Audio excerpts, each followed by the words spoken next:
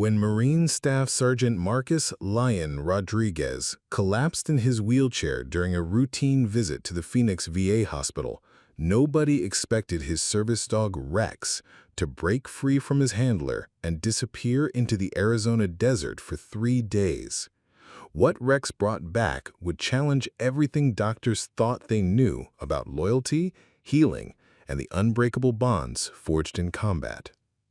Marcus Rodriguez had earned his nickname Lion during his 3rd deployment in Afghanistan, not for his courage in battle, though that was legendary, but for his ability to calm and lead his unit through the darkest moments when hope seemed impossible. At 34, the former infantry squad leader now spent his days in a motorized wheelchair, his legs lost to an IED explosion that had claimed 3 of his brothers-in-arms 2 years earlier. The shrapnel hadn't just taken his mobility, it had left him with chronic pain that no medication seemed to fully touch and nightmares that turned sleep into another battlefield. The modest ranch house in Scottsdale that Marcus called home sat on 12 acres of desert landscape, a therapeutic retreat purchased with his disability benefits and the generous donations from a military charity. The isolation suited him. After months of physical therapy, counseling sessions, and well-meaning visits from family who didn't quite know what to say, Marcus found peace in the silence of the desert and the steady companionship of Rex, his black Labrador service dog trained to detect seizures and anxiety attacks. Rex had been with Marcus for 18 months, assigned through the Veterans Administration's Service Dog Program. The 4-year-old lab had an almost supernatural ability to sense Marcus's panic attacks before they fully manifested, positioning himself to provide deep pressure therapy and guide his handler to safety. More than that, Rex seemed to understand Marcus's need for routine and predictability in a world that had become unpredictable and painful. Their daily routine was simple but structured.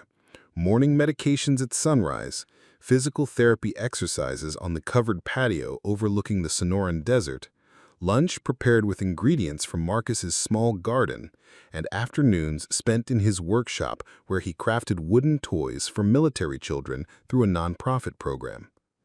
Rex never left his side, content to lie in whatever shade was available, always alert, always ready. The dog had become more than a service animal.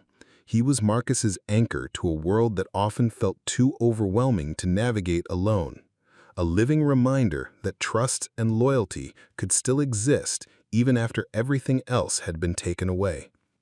The morning of September 15th started like any other, with Marcus completing his physical therapy routine while Rex supervised from his usual spot beneath the Ramada. The medical center's parking lot buzzed with its usual activity, veterans of various ages making their way through automatic doors, some walking with canes, others in wheelchairs, a few accompanied by service dogs like Rex. Marcus maneuvered his motorized chair toward the neurology wing while Rex trotted beside him, the dog's red service vest clearly marking his working status. The air conditioning provided relief from the October heat as they entered the sterile corridors lined with motivational posters and military memorabilia. Dr. Chen's examination revealed what Marcus had suspected for weeks. His condition was deteriorating. The nerve damage was progressing faster than anticipated, and the chronic pain episodes were becoming more frequent and severe. She recommended an increase in his medication and suggested exploring additional treatment options, including a consultation with specialists in California. Marcus nodded politely, but the words felt distant, as if spoken through water. During the consultation, Rex remained perfectly positioned beside Marcus's wheelchair, occasionally placing his head on his handler's lap when the dog's trained senses detected rising stress levels. The discussion turned to quality of life metrics and long-term care options, phrases that felt like medical euphemisms for a future Marcus wasn't ready to contemplate. He found himself focusing on Rex's steady breathing instead of Dr. Chen's careful explanations about progressive neurological conditions. As they prepared to leave, Marcus felt the familiar tightness in his chest that preceded his anxiety attacks. The fluorescent lights seemed too bright, the corridor too narrow, the voices too loud. His hands began to shake as he tried to operate his wheelchair's controls. Rex immediately moved into position, his body pressing against Marcus's legs in the deep pressure technique that usually provided relief. But this time was different. The crushing weight in Marcus's chest intensified, his vision began to blur, and his breathing became shallow and rapid. Rex's whimpering grew more urgent as he tried unsuccessfully to ground his handler. The last thing Marcus remembered was Rex barking frantically as medical staff rushed toward them, and then everything went black. Preparing and narrating this type of story took us long efforts and hard work. So if you are enjoying the story, please consider subscribing to our channel. Marcus regained consciousness in a sterile hospital room, the steady beeping of monitors replacing the familiar sounds of his desert home. Dr. Chen stood beside his bed with a concerned expression, her clipboard filled with test results that painted a picture Marcus wasn't prepared to hear. The collapse hadn't been a simple anxiety attack. It was his body's response to a cascade of complications stemming from his original injuries. The shrapnel fragments still embedded near his spine were causing progressive inflammation, pressing against nerves in ways that no surgery could safely address. "The good news is that you're stable," Dr. Chen said gently, but her tone carried the weight of more difficult truths. "However, the tests reveal that your condition is advancing more rapidly than we initially projected. We're looking at months, possibly weeks, before the pain becomes unmanageable, even with the strongest medications available." She paused, allowing the gravity of her words to settle. "I want to be honest with you, Marcus. We need to start discussing palliative care options and ensuring you have the support systems in place for what's coming." The hospital room felt impossibly small as the reality of his prognosis sank in. Marcus had survived firefights in Kandahar, watched brothers fall beside him, and endured months of rehabilitation that pushed his body beyond its limits. He had always found a way to adapt, to overcome, to continue the mission. But this enemy was different. It lived inside him, unreachable by courage or determination, a slow advancing force that would ultimately claim victory regardless of his willingness to fight. What consumed Marcus's thoughts more than his own mortality was Rex. During the medical emergency, the dog had been handed over to hospital security while Marcus received treatment. For 2 days, Rex had waited in a temporary kennel at the VA facility, refusing to eat and becoming increasingly agitated. The staff reported that the dog spent hours staring toward the hospital wings, whimpering softly, somehow understanding that his handler was in crisis. On the 3rd day, something unprecedented happened. Rex managed to slip his collar during what should have been a routine bathroom break in the hospital's outdoor area. The maintenance worker responsible for walking him later claimed the collar hadn't been loose, that Rex had somehow compressed his neck and shoulders in a way that defied explanation. Security cameras captured the black Labrador disappearing into the desert landscape surrounding the medical center, heading east toward the Superstition Mountains with a determination that suggested purpose rather than panic. Hospital security launched an immediate search for Rex, coordinating with local animal control and posting alerts throughout the Phoenix metro area. Marcus, confined to his hospital bed with IV lines and monitoring equipment, felt helpless as updates trickled in throughout the day. Search teams combed the desert around the medical center, following paw prints that seemed to lead toward the rugged terrain of the Superstition wilderness. By nightfall, the tracks had vanished in the rocky landscape, and hope began to fade. Dr. Chen tried to reassure Marcus that service dogs were highly trained and resourceful, capable of surviving in harsh conditions. But Marcus knew Rex differently. Not just as a working animal, but as a companion who had never spent a night away from his side since their partnership began. The dog's food and water bowls sat untouched in Marcus's hospital room, a painful reminder of the bond that had been severed by circumstances beyond anyone's control. On the second day of Rex's absence, Marcus experienced his first major pain episode without his service dog's intervention. The nurses administered emergency medication, but nothing could replicate Rex's ability to sense the onset of his attacks and provide the grounding pressure that helped him maintain control. Marcus lay awake that night, staring at the ceiling tiles and wondering if Rex was somewhere in the desert, confused and searching, unable to understand why his handler had simply disappeared. The search expanded on day 3, with volunteer groups from local veteran organizations joining the effort. Helicopters swept the mountainous terrain, while ground teams followed hiking trails and desert washes. Social media posts shared Rex's photograph across Arizona, asking residents to watch for a black Labrador wearing a red service vest. Marcus watched the rescue efforts from his window, feeling increasingly responsible for Rex's disappearance and struggling with guilt that seemed to compound his physical pain. Then, on the morning of the 4th day, something extraordinary happened. A hospital maintenance worker, making his rounds in the parking lot, noticed a commotion near the emergency entrance. Rex sat perfectly still beside the automatic doors, his service vest torn and dusty, but still clearly visible. However, he wasn't alone. Beside him stood a massive mountain lion, its golden coat catching the early morning sunlight.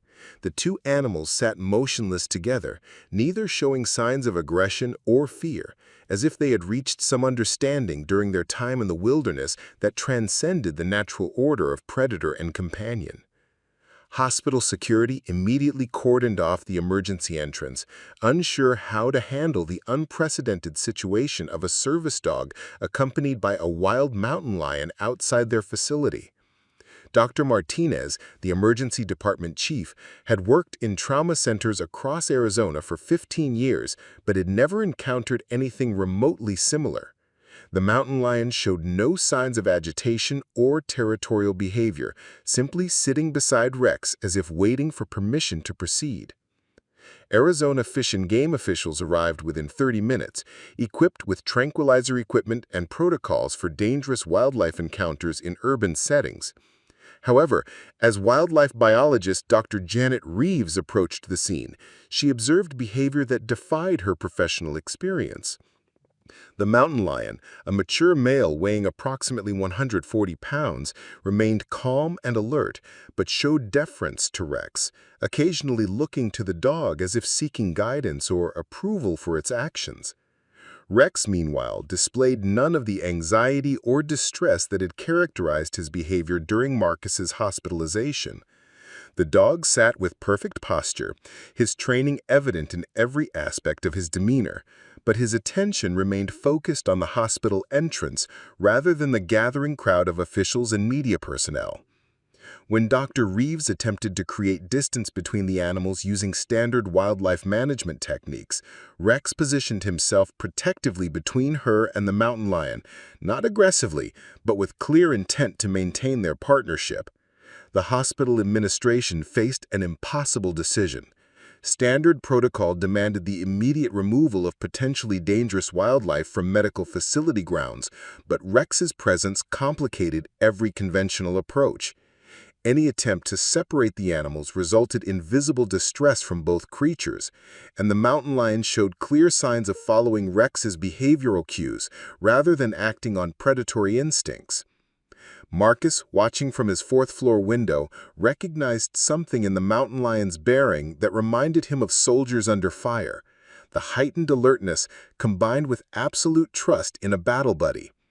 The big cat's amber eyes held an intelligence that seemed almost human, and when Rex occasionally glanced upward toward the hospital building, the mountain lion followed his gaze with understanding that transcended species boundaries. Dr. Chen made the unprecedented decision to allow Marcus to be transported to the ground level in his wheelchair, reasoning that Rex's service dog training might provide the key to resolving the situation safely. As Marcus emerged through the automatic doors, both animals immediately focused on him with recognition that was unmistakably profound and deeply personal. The moment Marcus appeared in the doorway, Rex's entire body language transformed from patient waiting to joyful recognition, though his professional training kept him from breaking protocol. The mountain lion's reaction was equally remarkable. The massive predator's ears perked forward, and he took several cautious steps toward Marcus before stopping, as if awaiting invitation. Dr. Reeves later described the scene as unlike anything in wildlife behavioral literature, noting that the mountain lion displayed submission patterns typically reserved for interactions within its own species hierarchy. Marcus wheeled his chair closer, speaking in the calm, measured tone he had used with frightened soldiers during combat operations. "Easy, Rex. Good boy. I see you brought a friend." The mountain lion's golden eyes remained fixed on Marcus, showing none of the wariness typically exhibited by wild cats in human proximity.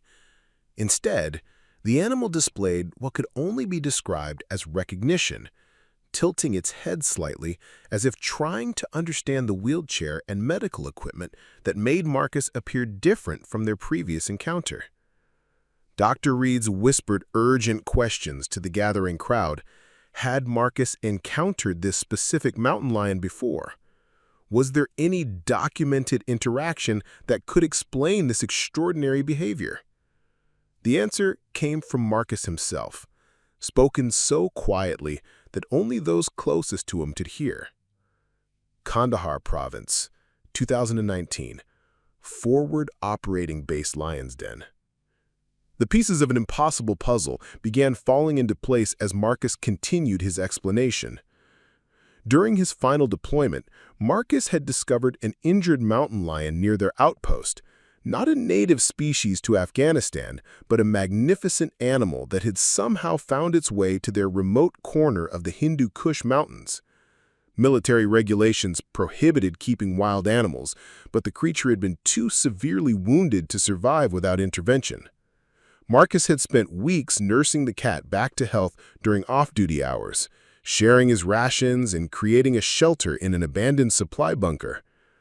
The other soldiers had joked about Marcus's battle buddy, dubbing the animal Aslan, after the lion from the children's stories some of them remembered from home.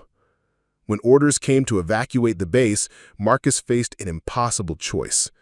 Military transport couldn't accommodate a wild animal, and releasing Aslan into the unfamiliar terrain would likely mean death. On their final night together, Marcus had looked into those same amber eyes and promised that if their paths ever crossed again, he would find a way to repay the companionship that had sustained him through the darkest period of his military service. The revelation that Marcus had encountered this mountain lion in Afghanistan created a media sensation that drew national attention to the Phoenix VA Medical Center.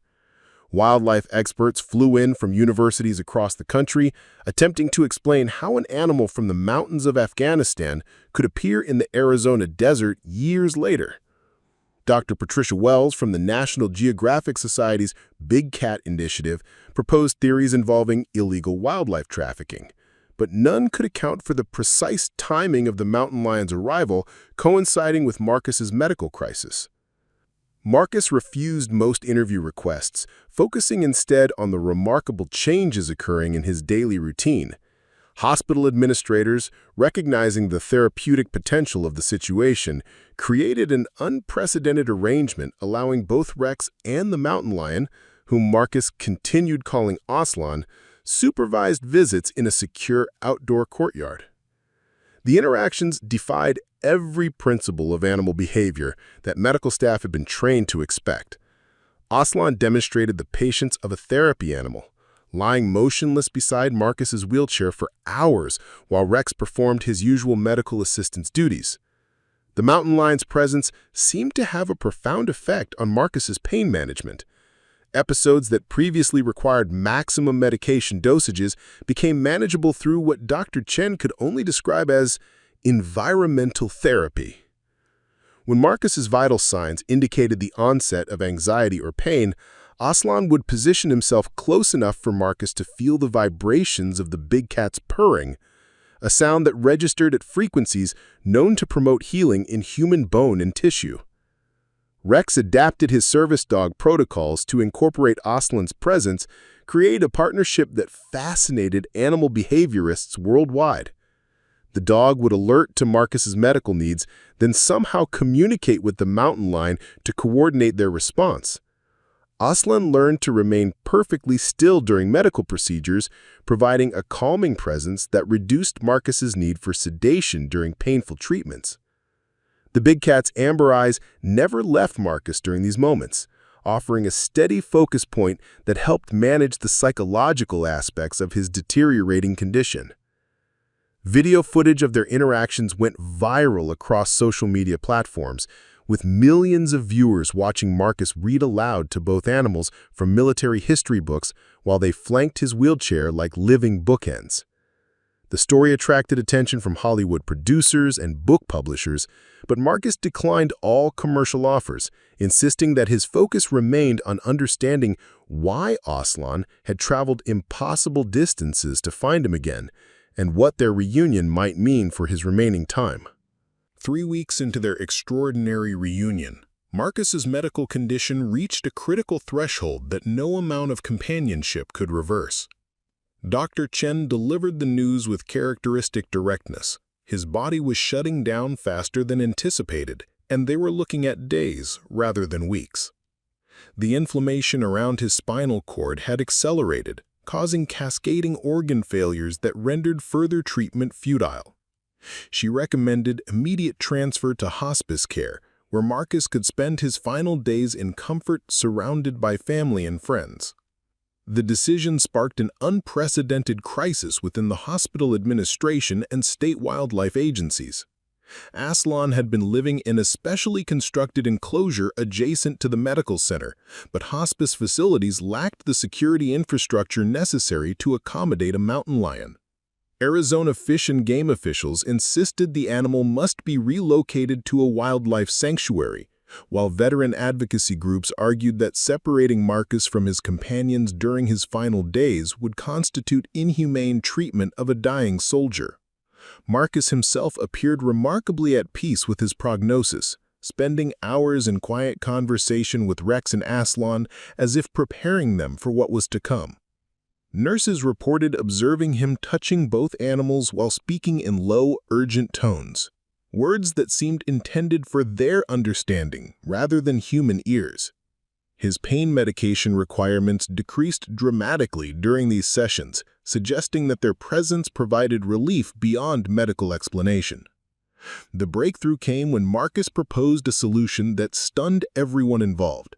He requested permission to spend his remaining days at his ranch property, where both animals could roam freely within the fenced 12 acres while staying close to his bedside. The proposal required coordination between multiple agencies, extensive safety protocols, and round-the-clock medical supervision that would cost exponentially more than traditional hospice care. Dr. Patricia Wells volunteered to fund the entire arrangement through the National Geographic Society, recognizing the scientific value of documenting the final chapter of this extraordinary interspecies bond. She assembled a team of researchers, veterinarians, and medical professionals who would provide comprehensive care while recording what might be the most remarkable example of animal loyalty ever documented. The ranch house was quickly converted into a medical facility, equipped with everything necessary to ensure Marcus's comfort during his transition, while maintaining the natural environment that seemed essential to all three companions' well-being. The decision felt right to Marcus in ways that defied rational explanation. Returning home to die surrounded by the desert landscape that had provided him peace, accompanied by the two creatures who had defined his understanding of loyalty and friendship. Marcus's final week at the ranch became a pilgrimage site for veterans, researchers, and wildlife enthusiasts from around the world. The three companions established a routine that seemed to transcend the boundaries between human and animal consciousness. Each morning, Aslan would position himself on Marcus's left side, while Rex took his traditional place on the right, creating a protective formation that Marcus recognized from their days patrolling dangerous terrain together. On October 23rd, as the desert sunset painted the Superstition Mountains in shades of gold and crimson, Marcus felt the familiar tightness in his chest that signaled his final battle was beginning. Rex immediately moved into position for deep pressure therapy, while Aslan began the low, rumbling purr that had become Marcus's most effective pain management. Both animals seemed to understand that their mission was entering its final phase. Dr. Chen later reported that Marcus's vital signs remained surprisingly stable throughout his last hours, far longer than medical projections had indicated. He spent those precious moments with his hands resting on both animals, speaking words that the recording equipment couldn't capture, but that seemed to bring profound peace to all three companions.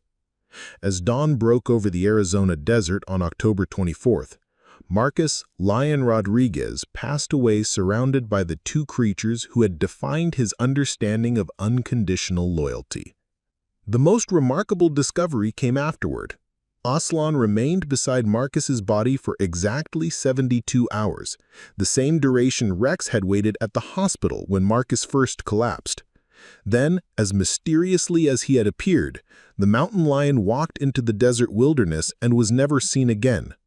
Rex was adopted by Dr. Chen, living out his days as a therapy dog for other veterans. What do you think about the power of loyalty that transcends species and even death itself? Have you ever experienced a bond with an animal that changed your life? Share your stories in the comments below, and don't forget to subscribe for more incredible true stories that prove love and friendship know no boundaries.